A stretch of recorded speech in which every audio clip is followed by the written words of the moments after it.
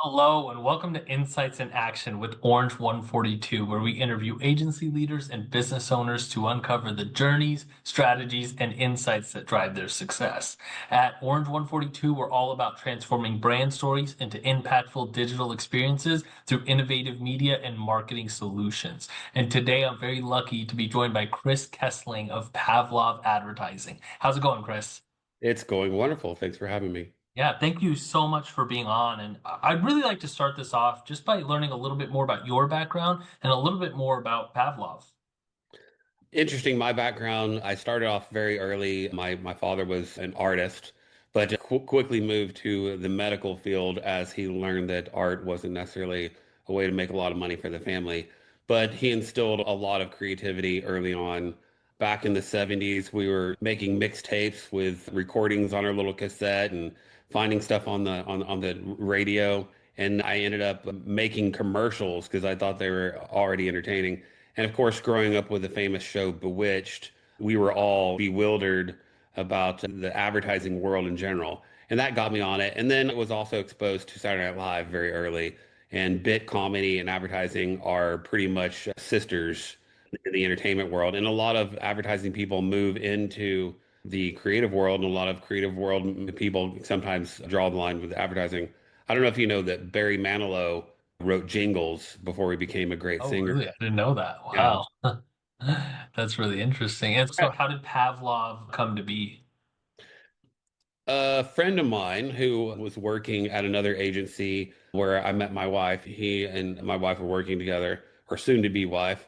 And we met, we became friends. He was in the industry a long time. I was in the industry doing things. And he decided to go out on his own and have several different ventures. And at some point he said, I need the creative mind. He is a PR and account service genius. And he said, I needed somebody crazy to come in and lead the creative part of it. And it was birthed in 2001. We were originally called Concussion, which stood Nice. for a blow to conventional thinking. That'll Mm. give you a little bit insight of how we approach things. Sometime later in the early 2010s, concussions became more serious, less funny. Even the metaphor lost its way and Right. we rebranded to Pavlov after Ivan Pavlov and the idea of psychological stimulus and response. Yeah, and I love that name because your entire brand philosophy centers around that stimulus and response. And I'm curious, how do you apply that framework when you guys are developing campaigns? We were really different, and in some ways, it seems cumbersome sometimes. But we never touch a campaign until we do a full what we call brand analysis and breakdown. The way I look at brands are they're like personalities of people, and the personality of a person is what it is. They are who they are. The marketing part, the creative campaign is clothes and hair and how you put on your makeup or what songs you listen to or where you go. And a lot of people and brands try to put on their clothes before they realize who they are. And they disconnect, they become disingenuous, and the consumer realizes that there's a disconnect between who the company it really is and who they project themselves to be. So, as we're breaking down our potential new clients, we want to make sure that the things that we tell them to do align with their personality. And when we advertise that, then people go, wow, I really believe this company because they're operating how their personality is and not a marketing line. Yeah, I love that. And I think that's one thing that separates you guys from a lot of agencies because how many agencies truly do that? Hey, before we even start a campaign with you, we need to understand who you are. And I'm sure, yeah, you're right, that authenticity must really come through the campaigns of who that company is, what their culture is, and what their brand is, right? It does. And I think what we've created in the past with our clients is this interesting level of clarity. And both from really mainly internally, once you start having clarity and everybody at different levels from the CEO down to customer representative, they understand what the philosophy of the company is and what their corporate culture is about. It becomes more inspirational, less transactional. And Yeah. brands that can inspire you to love them versus just have a here's $5 and here's a widget last a lot longer. and we can look Yeah. at brands that instill some sort of a spirit inside you that I don't necessarily care about all the marketing mix. I just connect with that brand. And Yeah. so that's the primary goal that we do is to make sure that we're bringing that about so we create genuine relationships that'll last a long time. Yeah. Wow, that's really interesting. And so do you find that when you guys are able to do that, it makes the creative development or just in general the campaign development of a campaign just way easier? It is extremely more easy because Wow.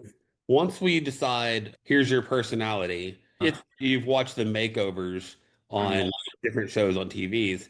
And if the makeover doesn't fit the personality and they come out, they look great, but you're like, that's not them. And they uh, show 6 months later, Joe still looks like a slob and he's back wearing his holy socks. yeah. And but if you match the person to their inner spirit, Mm, they'll go, we checked back on Jane and she's like a butterfly and she's wearing all her stuff and she's got more friends and she's more successful.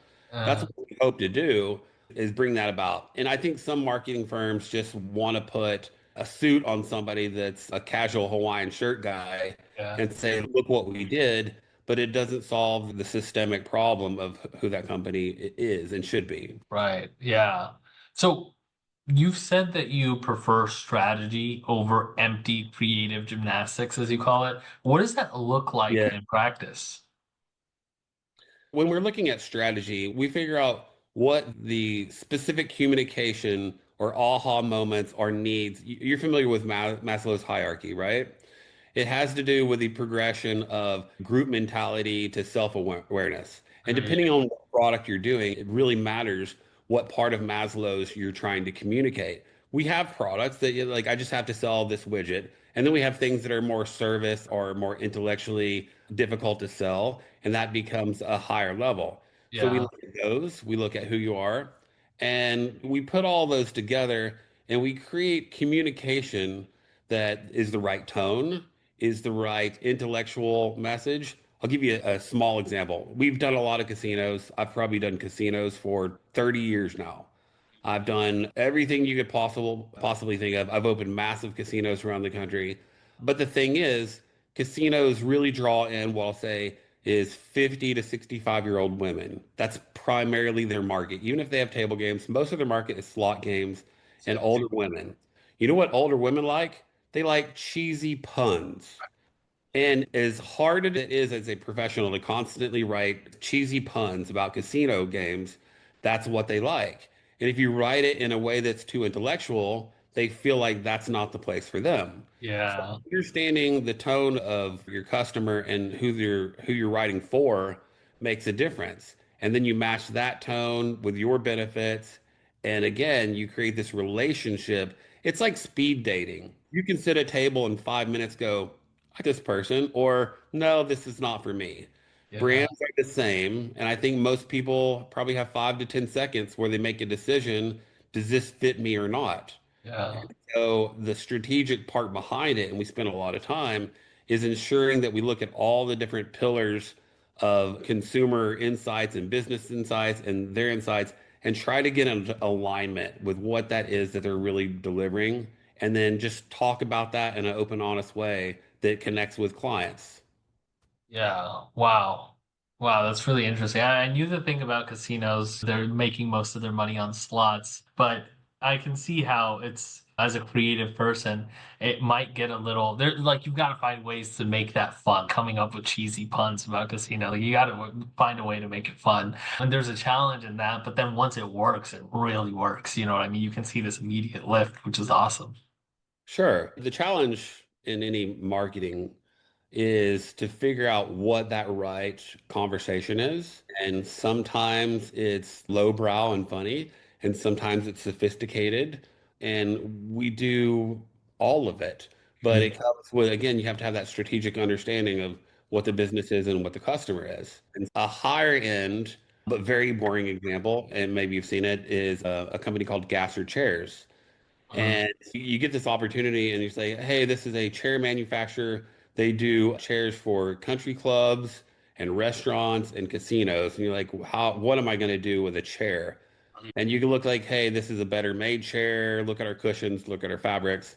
But what I helped develop was an idea where we used Cirque du Soleil acrobats who were in the same fabrics that the chairs were decorated in. Yeah. And we had them in all kinds of various positions in a very lit black space. Um, And what that did was it conveyed performance because if you're going to be on a chair, it's not a bad chair. It yeah. it demonstrated beauty, it demonstrated the innovation and the fashion nature of it. And the Mm. whole idea was that the right chair in the right space will capture your attention, and that captured attention will lead to people sitting longer and spending more money in your restaurant or casino if they Yeah. love the chair that they're in. Yeah. We took something boring like a chair and knowing what the real consumer need was, which was to be comfortable so I spend more, we Mm. figured out how to translate that visually.